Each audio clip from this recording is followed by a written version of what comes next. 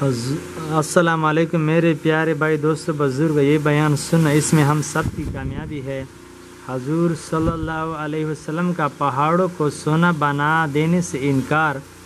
حضور صلی اللہ علیہ وسلم کا ارشاد ہے کہ میرے رب نے مجھ پر یہ پیش کیا کہ میرے لیے مکہ کے پہاڑوں کو سونے کا بنا دیا جاوے۔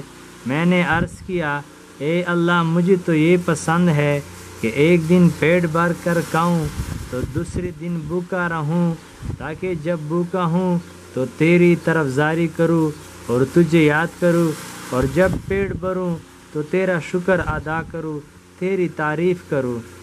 حضور صلی اللہ علیہ وسلم کا ارشاد ہے کہ میرے رب نے مجھ پر یہ پیش کیا کہ میرے لیے مکہ کے پہاڑوں کو سونے کا بنا دیا جاوے۔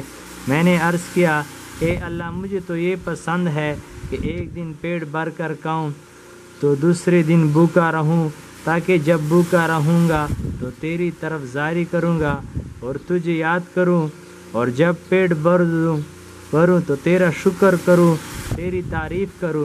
فائدے میں لکھتے ہیں، یہ اس ذات مقدس کا حال ہے جس کی ہم نام لیوا ہے اور اس کی امت میں ہونے پر فخر ہے، جس کی ہر بات ہمارے لیے قابل اتباع ہے۔